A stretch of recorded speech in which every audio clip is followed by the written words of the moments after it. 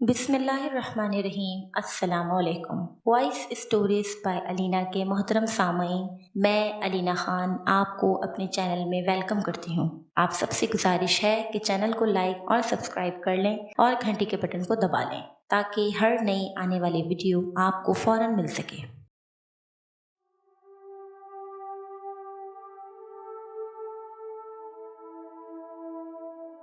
رانی کی بہن پروین کا خط بمبئی سے آیا کہ وہ شاہجہاں پور آنا چاہتی ہے۔ دراصل اس کے ہاں اولاد نہیں ہو رہی تھی۔ اس نے پچھلے 3 سالوں میں بہت سے ٹوٹکے، ڈاکٹری، حکیمی علاج کیے تھے، لیکن سب بے فائدہ رہا تھا۔ اولاد ہونے کی کوئی سبیل نظر نہیں آ رہی تھی۔ دوسری جانب اس کی ساس اور خاوند اسے تانے تشنے دے رہے تھے۔ پروین نے خفیہ طور پر لکھے اس خط میں لکھا تھا کہ میرا خاوند میری بے اولادی کے باعث سوتن لانا چاہتا ہے۔ مجھے کسی نے مشورہ دیا ہے کہ شاہجہاں پور میں ایک کرسچن تعویذ گنڈی کرنے والا ہے۔ میں اس سے ملوں۔ وہ اولاد کے مسئلے کے بارے میں بہت مشہور ہے۔ اس کے علاج سے کافی لوگوں کو فائدہ حاصل ہوا ہے۔ میں اس غرض سے گھر آنا چاہتی ہوں۔ پروین جب شاہجہاں پور اپنے گھر آئی تو اس کے گھر والوں نے ابتدائی طور پر اس کرسچن عامل کے بارے میں معلومات حاصل کی تو انہیں پتہ چلا کہ اس عامل کے عمل کے باعث بہت سے بے اولاد جوڑوں کے ہاں بچے پیدا ہوئے ہیں۔ پروین کے ماں باپ نے اپنی بیٹی کو اجازت دے دی تھی کہ وہ مذکورہ کرسچن عامل کے پاس چلی جائے۔ طے یہ ہوا تھا کہ پروین کے ساتھ اماں جائیں گی، لیکن اس روز اتفاق سے اماں بیمار ہو گئی تھیں، سو اس کی جگہ پروین نے رانی کو کہا تھا کہ تم میرے ساتھ چلو۔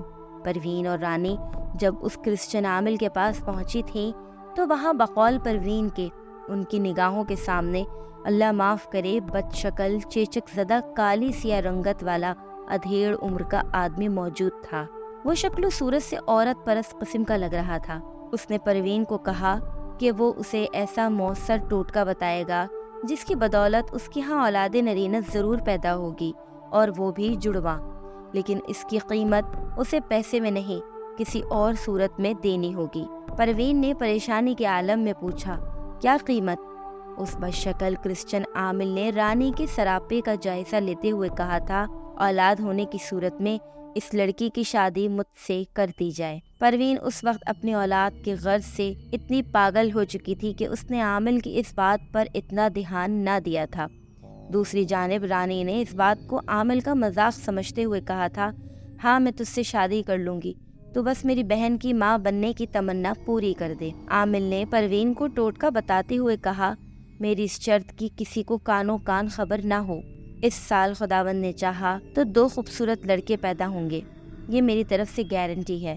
اس کی یہ بات سن کر پروین نے اپنے پرس سے اس زمانے کے لحاظ سے 100 روپے جب کرسچن عامل کو دیے تو اس نے اسے واپس کر دیے، اور پھر رانی کی طرف عاشقانہ انداز میں دیکھتے ہوئے کہا، تم مجھ سے شادی والے اپنے وعدے پر قائم رہنا۔ پروین جو ٹوٹکا ملنے کے بعد عامل کی جانب سے 2 بیٹوں کی خوشخبری سن کر پاگل ہو رہی تھی، اس نے عامل کے منہ سے نکلے ہوئے رانی کے بارے میں الفاظ پر ذرا برابر بھی غور نہ کیا تھا، اور پھر ٹھیک 10 ماہ بعد واقعی پروین کے ہاتھ 2 خوبصورت جڑواں بیٹوں نے جنم لیا تھا، اور وہ اپنے سسرال، خاوند اور خاندان میں سرخرو ہو گئی تھی۔ وہ جب اپنے دونوں نومولود لڑکوں کو لے کر شاہجہاں پور آئی تھی تو سیٹھ اسماعیل اور پروین نے یہ فیصلہ کیا کہ وہ اس کرسچن عامل کو اس وقت کے لحاظ سے 1000 روپے اور کچھ تحائف دیں گے۔ اس کام کے لیے وہ مجھے بھی ساتھ لے گئے تھے۔ ہم جب اس کرسچن عامل کے گھر پر پہنچے تو وہاں اس نے بڑے دلیرانہ انداز میں کہا تھا، مجھے یہ سب نہیں چاہیے، مجھے تو رانی سے شادی کرنی ہے، وہ تو مجھ سے وعدہ کر کے گئی تھی۔ سیٹھ صاحب، پروین اور مجھے اس کے منہ سے یہ الفاظ سن کر شدید غصہ آیا تھا۔ منہ سنبھال کر بات کر بے غیرت، سیٹھ صاحب نے اسے ڈانٹتے ہوئے کہا۔ اس نے بڑے آرام سے جواباً کہا تھا، آپ مجھے یہ الفاظ نہ کہیں، میں نے تو اپنے کام کا معاوضہ مانگا ہے، اور ویسے بھی تمہاری بیٹی نے تو مجھ سے یہ وعدہ کیا تھا، پوچھ لو، یہ سامنے کھڑی ہے۔ کیا بکواس کر رہے ہو؟ پروین نے اسے لتاڑتے ہوئے کہا تھا، ذلیل انسان، میری بہن کی اس کے چچا کے بیٹے سے منگنی ہو گئی ہے۔ اور پھر پروین نے اپنی برداشت کے دائرے سے نکلتے ہوئے اس کے منہ پر ایک زوردار تھپڑ رسید کر دیا تھا۔ اس کے ساتھ ہی میں نے اور اسماعیل صاحب نے اس کو بہت مار لگائی تھی۔ تمہیں میری بے عزتی بہت مہنگی پڑے گی، دیکھنا میں تم لوگوں کا کیا حال کرتا ہوں۔ کرسچن عامل نے اپنا خون آلود چہرہ صاف کرتے ہوئے ہمیں یہ دھمکی دی تھی۔ ہم نے اس کی پولیس میں رپورٹ بھی کی تھی، لیکن تھانے والوں نے اپنی مٹھی گرم کر کے اسے فارغ کر دیا تھا۔ وہ عامل بہت جنونی انسان تھا۔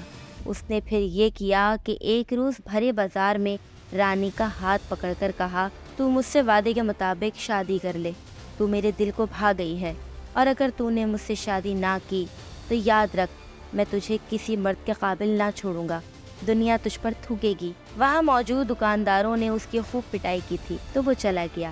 ادھر رانی کی بہت بدنامی ہو گئی تھی۔ اس نے انگلینڈ رؤوف کو خط لکھا تھا کہ خدا کے لیے سب کچھ چھوڑ کے فوراً آؤ، میرے ساتھ یہ واقعہ پیش آ گیا ہے۔ رؤوف فوراً ہی انگلینڈ سے آ گیا تھا۔ وہ بڑے دل والا، پڑھا لکھا، شریف انسان تھا۔ اس نے تمام حالات جاننے کے باوجود رانی سے شادی کرنے میں کوئی پس و پیش نہ کی تھی۔ رانی اور رؤوف کے گھر والوں نے بھی یہ طے کیا تھا کہ شادی کے فوراً بعد رانی انگلینڈ چلی جائے گی۔ ان کے اس اقدام سے رانی اس منحوس کرسچن عامل سے دور ہو جائے گی۔ رانی کی شادی بڑی دھوم دھام سے ہوئی تھی، لیکن رؤوف جب رات کو دلہن کے کمرے میں گیا تو گھونگھٹ اٹھاتے ہی اس نے اپنی ناک پر رومال رکھ لیا۔ رانی نے حیرت سے پوچھا، کیا بات ہے جو آپ نے اس طرح اپنی ناک پر رومال رکھ لیا ہے؟ رؤوف خاموشی سے اسے دیکھتا رہا، لیکن زبان سے کچھ نہ بولا۔ رانی نے تنگ آ کر اسے جھنجھوڑتے ہوئے پوچھا تھا، کیا بات ہے، تم میری بات کا جواب کیوں نہیں دے رہے ہو؟ اب رؤوف نے آہستہ آہستہ لب کھولتے ہوئے کہا، مجھے تمہارے وجود سے عجیب سی بدبو آ رہی ہے، یہ تم کیا بکواس کر رہے ہو؟ رانی نے روتے ہوئے سوال کیا تھا۔ میں سچ کہہ رہا ہوں رانی۔ رانی تو جیسے جنون میں آ گئی تھی۔ اس نے رؤوف کو جھنجھوڑا اور چلاتے ہوئے کہا، دیکھو میں گلاب اور اپٹن جیسی خوشبوؤں سے نہائی ہوں، تم کیسی پاگلوں جیسی بات کر رہے ہو؟ وہ بری طرح چیخنے چلانے لگی تھی۔ رانی کیونکہ اس گھر میں بیاہ کر اسی گھر کے دوسرے پورشن میں آ گئی تھی، اس لیے اس کی چیخو پکار نے رانی اور رؤوف دونوں کے گھر والوں کو ہلا کر رکھ دیا تھا۔ سب لوگ دلہن کے دروازے پر بہت پریشان کن انداز میں پہنچے تھے، جہاں عذاب پڑا ہوا تھا۔ بڑی بیگم اور سیٹھ اسماعیل نے گھبرا کر رؤوف سے پوچھا کہ یہ کیا ماجرا ہے۔ اس پر رؤوف نے بہت مایوس کن انداز میں کہا کہ رانی کے جسم سے بہت بری بدبو آ رہی ہے۔ بیٹا تم یہ کیسی بھونڈی اور عجیب بات کر رہے ہو، پاگل ہو گئے ہو کیا؟ رؤوف کی ماں نے اسے غصے کے عالم میں ڈانٹا تھا۔ میں کوئی دیوانہ نہیں ہوں، میں یہ بات بڑے وثوق سے کہہ رہا ہوں کہ رانی کے وجود سے بدبو آ رہی ہے۔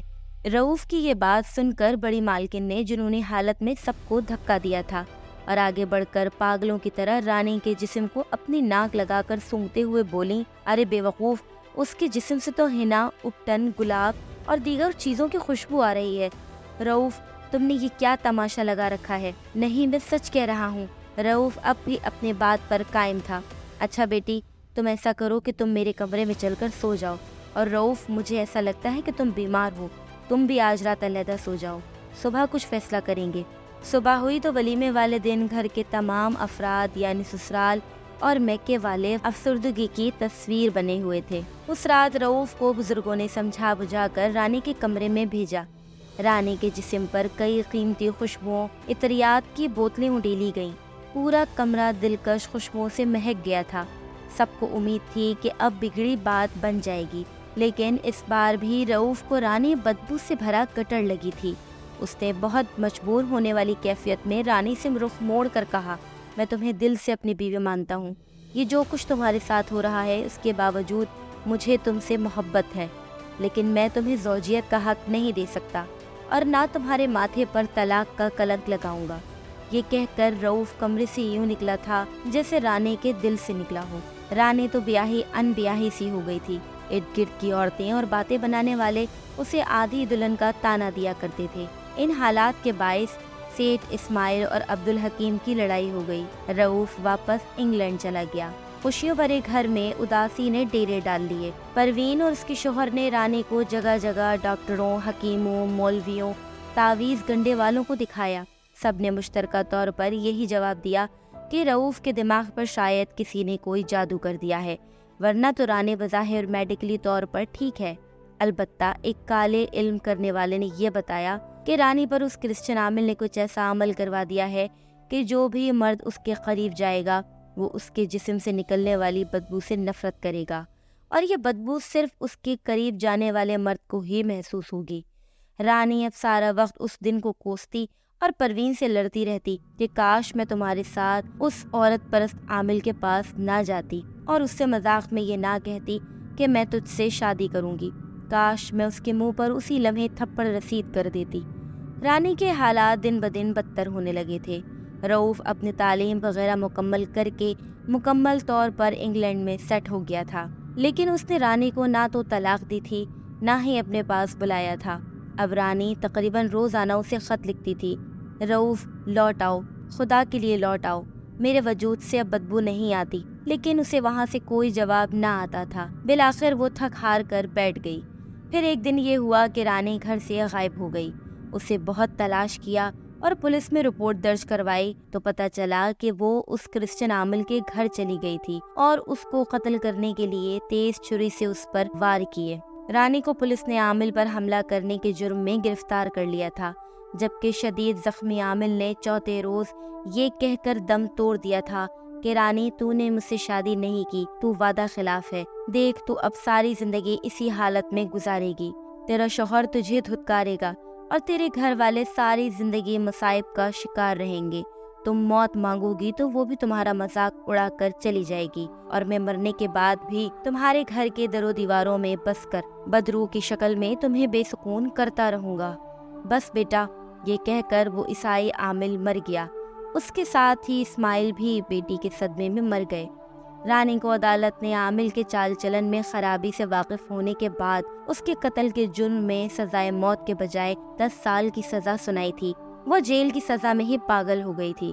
چچا حکیم اور ان کا کنبہ اس منحوس مکان سے چلے گئے تھے۔ اب اس گھر میں بڑی مالکن اور رانی بی بی ہیں۔ اور ہاں بیٹا، ہو سکے تو ہمیں معاف کر دینا۔ ہم اگرچہ تمہارے ابا کی بے وقت موت کے ذمہ دار تو نہیں ہیں، لیکن بدقسمتی سے یہ گھر اس کا باعث بنا۔ وہ خبیث عامل تو مر گیا، لیکن اس کی روح اب بھی اس گھر کے در و دیوار میں ہمارا سکون اور خوشیوں کو برباد کرنے کے لیے ہمیشہ موجود رہتی ہے۔ اس کی بھٹکتی روح جب کبھی بھی دیکھتی ہے کہ اس گھر کو سجایا جا رہا ہے یا اس کی خوشیوں کا کوئی سامان ہو رہا ہے تو وہ کسی ہیلے بہانے سے اسے پامال کر دیتی ہے۔ اس روز جب تمہارے ابا، تم اور تلواری رام چونے اور پینٹ کا کام کر رہے تھے تو میں بڑی مالکن کے کمرے میں موجود ان کی معمول کی دوائی بنا رہا تھا تو اچانک میرے ہاتھ سے دوائی کی شیشی بے اختیار گر کر ٹوٹ گئی تھی اور اس کے ساتھ ہی مجھے در و دیوار میں ایک پراسرار سا ارتعاش محسوس ہوا تھا۔ یہ سب کچھ بس میں محسوس کرتا ہوں اور سمجھ جاتا ہوں کہ اس خبیث عامل کی روح کوئی شیطانی حرکت کرنا چاہ رہی ہے۔ بس اسی لمحے نیچے سے تمہارے ابا کی سیڑھی گرنے کی آواز آئی تھی۔ ظالم کرسچن عامل کی روح اپنا کام کر چکی تھی۔ منو بابا نے یہ کہانی مکمل کرنے کے بعد مجھ سے کہا تھا، بیٹا میری تم سے استدعا ہے کہ تم نیچے اتر کر اب کہیں رکنا نہیں، سیدھے اپنے گھر جانا اور کبھی اس طرف لوٹ کر نہ آنا۔ میں نے اس گھر سے نکلتے ہوئے جب آخری بار بے چین ٹہلتی رانی کو دیکھا تھا تو وہ اپنے بازوؤں کو مسلسل سونگھے جا رہی تھی۔